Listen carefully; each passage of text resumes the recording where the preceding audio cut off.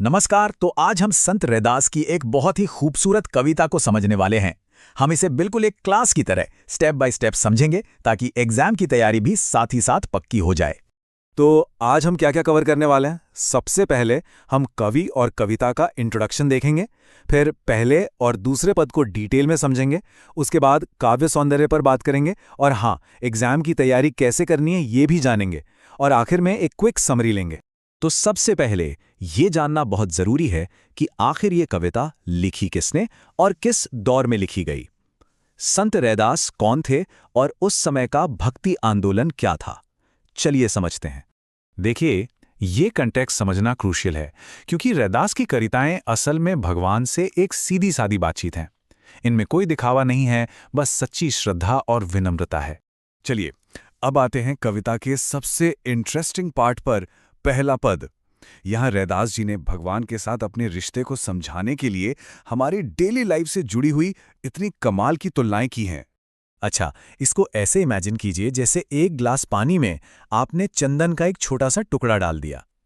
धीरे धीरे क्या होगा, पूरा पानी महकने लगेगा, है ना। बस भक्त भी ठीक वैसे ही ईश्वर के गुणों को अपने अंदर समा लेता है। मतलब ये कंपैरिजन दिखाता है कि भक्त का ध्यान सिर्फ और सिर्फ ईश्वर पर है। बिल्कुल वैसे ही जैसे मोर उम्मीद से बादलों को देखता रहता है कि अब बरसेंगे, या चकोर पक्षी एकटक चांद को निहारता रहता है। यहां भक्त का एग्जिस्टेंस ही भगवान पर डिपेंडेंट है।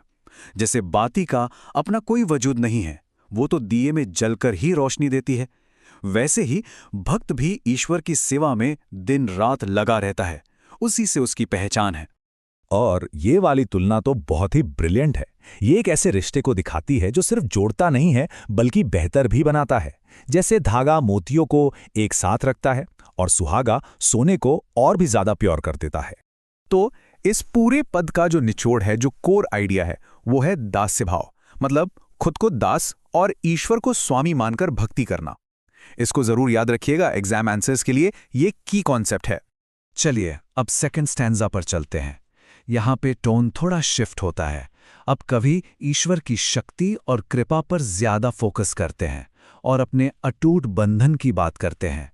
कवि यहाँ पर एकदम साफ साफ कहते हैं कि हे प्रभु, अगर आप मुझसे रिश्ता तोड़ भी लें तो भी मैं आपसे कभी नहीं तोड़ूंगा, क्योंकि अगर आपसे नाता टूट गया तो मैं और किसके पास जाऊंगा। तो कुल मिलाकर ये स्टांजा एक टोटल सरेंडर को दिखाता है, एक कंप्लीट डिवोशन को। ये बताता है कि भक्त की दुनिया में ईश्वर के अलावा और कोई है ही नहीं, वो पूरी तरह से उन पर निर्भर है। अब आते हैं उस सेक्शन पर जो फुल मार्क्स लाने में बहुत मदद करता है, काव्य सौंदर्य। किसी भी कविता को समझने के लिए ये जानना बहुत जरूरी है कि उसे लिखा कैसे गया है। जब आप आंसर लिखें तो इन पॉइंट्स को जरूर मेंशन करें, जैसे भाषा सरल ब्रज है, इसमें शांत और भक्ति रस है, और सबसे इंपॉर्टेंट उपमा अलंकार का बहुत खूबसूरत इस्तेमाल हुआ है। और भक्ति का भाव कौन सा है? दास्य भाव। ऑल राइट, अब सबसे प्रैक्टिकल पार्ट पर आते हैं। एग्जाम में इस नॉलेज को यूज कैसे करना है, ये बहुत इंपॉर्टेंट है, तो जरा ध्यान से सुनिए। ये एक बहुत ही कॉमन लॉन्ग आंसर क्वेश्चन है जो अक्सर पूछा जाता है। तो चलिए देखते हैं कि इसका एक परफेक्ट आंसर कैसे फ्रेम करना है। अगर इन स्टेप्स को फॉलो किया जाए तो आंसर एकदम परफेक्ट बनेगा, स्ट्रक्चर्ड होगा, कंप्लीट होगा, और एग्जामिनर जो पॉइंट्स ढूंढ रहा है वो सब इसमें कवर हो जाएंगे। हाँ, और एक कॉमन मिस्टेक जो अक्सर हो जाती है वो है सिर्फ पोएम को ट्रांसलेट कर देना। नहीं, सिर्फ ट्रांसलेशन नहीं करना है, हर कंपैरिजन का मतलब क्या है, उसका सिग्निफिकेंस क्या है, ये समझाना सबसे जरूरी है। चलिए तो फटाफट से एक क्विक रिकैप कर लेते हैं सारे मेन पॉइंट्स का जो हमने अब तक डिस्कस किए हैं। बस ये है कोर आइडियाज। अगर ये पॉइंट्स याद रह गए तो समझ लीजिए कि कविता की सोल को पकड़ लिया है। ये कविता दास्य भाव की है जिसमें भक्त और भगवान का रिश्ता अटूट है, और इसे समझाने के लिए सरल भाषा में कमाल की उपमाएं दी गई हैं। तो हमारा ये एनालिसिस यहीं खत्म होता है, और जाते जाते एक सवाल है जिस पर जरूर सोचिएगा। इससे ये कविता सिर्फ एग्जाम का एक चैप्टर नहीं रहेगी, बल्कि आपको इससे पर्सनली कनेक्ट करने में भी मदद मिलेगी।